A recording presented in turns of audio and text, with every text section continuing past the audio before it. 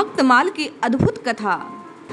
भगवान के अनन्य भक्त जीव गोस्वामी जी का पावन चरित्र। भक्तमाल में वर्णन आता है कि 400 साल पहले की बात है। बंगाल के महामहिम शासक हुसैन शाह के प्रधान अधिकारी दबीर और शाकर अर्थात सनातन गोस्वामी जी और रूप गोस्वामी की श्रद्धा भक्ति से प्रसन्न हो जब भगवान चैतन्य महाप्रभु ने रामकेली गांव की यात्रा की, गंगा के तट पर तारों भरी रात में नीरव उपवन में कदम के झुरमुट में जिस समय रूप और सनातन को महाप्रभु चैतन्य ने हरि राम की ध्वनि से कृतार्थ किया, उसी समय उनके छोटे भाई अनुपम और वल्लभ के पुत्र जीव गोस्वामी ने उनके दर्शन किए। उनके चरणार अविंद मकरंद की अमृत वारुणी को प्रमत्त होकर अपने आप को पूर्ण रूप से समर्पित कर दिया। उनकी अवस्था अल्प थी पर भक्ति माधुर्य ने उनके जीवन को बदल दिया। वृंदावन से अनुपम नीलांचल आए, वहीं उन्होंने श्रीधाम को अपनी लीला समाप्त कर प्रयाण किया। पिता की मृत्यु ने जीव गोस्वामी के हृदय में बड़ा आघात पहुंचाया। वे आनंद कंद नंद नंदन की राजधानी वृंदावन में आने के लिए विकल हो उठे। एक रात को उन्होंने स्वप्न में श्री चैतन्य और नित्यानंद महाप्रभु के दर्शन किए। वे नवदीप चले आए।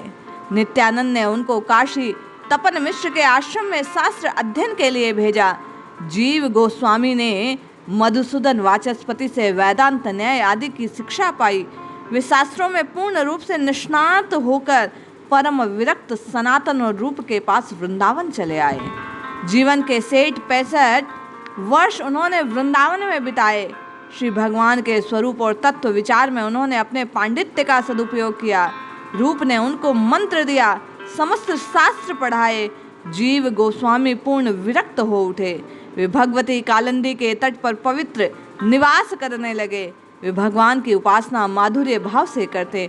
उनके चरित्र और लीला को परम तत्व का सार समझते। रूप गोस्वामी की महती कृपा से वे धीरे धीरे न्याय दर्शन व्याकरण में पूर्ण पारंगत हो गए। उन्होंने जीवन पर्यंत ब्रह्मचर्य व्रत का पालन किया। उन्होंने वृंदावन निवास काल में श्री रूप गोस्वामी कृत उज्ज्वल लीन मणि नामक टीका की रचना की। भगवती टीका, भक्ति सिद्धांत उपदेशामृत, सठ संदर्भ, गोपाल चंपू, गोविंद वरुदावली, हरिनाम अमृत व्याकरण आदि ग्रंथों की उन्होंने रचना की। ये सठ संदर्भ ही गौड़ीय मतानुसार श्रीमद् भागवत की प्रामाणिक व्याख्या है। जीव गोस्वामी के ये सभी ग्रंथ मतभेद के अनुसार लिखे गए। एक बार वल्लभ भट्ट नामक एक दिग्विजयी पंडित ने रूप की किसी कृति में दोष निकाला और घोषणा कर दी कि रूप ने जयपत्र लिख दिया। जीव के लिए ये बात असह्य हो गई। उन्होंने शास्त्रार्थ में वल्लभ को पराजित किया। रूप को जब ये बात विदित हुई तब उन्होंने जीव को अपने पास से अलग कर दिया। वे 7-8 दिन तक एक निर्जन स्थान में पड़े रहे। सनातन ने रूप से पूछा कि जीव के प्रति वैष्णव का कैसा व्यवहार होना चाहिए। रूप ने कहा, दयापूर्ण। सनातन ने कहा, तुम जीव गोस्वामी के प्रति इतना कठोर व्यवहार क्यों करते हो। रूप के हृदय पर बड़े भाई के कथन का प्रभाव पड़ा। उन्होंने जीव को बुलाकर गले लगाया और अपने पास रख लिया। रूप और सनातन के बाद जीव ही वृंदावन के वैष्णवों के सिरमौर घोषित किए गए। जीव गोस्वामी ने भक्ति को रस माना। वे रसो उपासक और विरक्त महात्मा थे। भक्ति से ही भगवत स्वरूप का साक्षात्कार होता है। जीव गोस्वामी की मान्यता थी कि भजनानंद स्वरूपानंद से विशिष्ट है। भजनानंद से भगवान की भक्ति मिलती है। स्वरूपानंद ब्रह्म तत्व का परिचायक है। उन्होंने भक्ति को ज्ञान से श्रेष्ठ स्वीकार किया। भक्ति भगवान की ओर ले जाती है। ज्ञान ब्रह्मानुभूति प्रदान करता है। श्रीमद् भागवत को उन्होंने सर्वश्रेष्ठ भक्ति शास्त्र माना। 85 वर्ष की अवस्था में जीव गोस्वामी ने अपनी देह का त्याग किया। वे महान दार्शनिक, पंडित, भक्ति योग के पूर्ण मर्मज्ञ थे।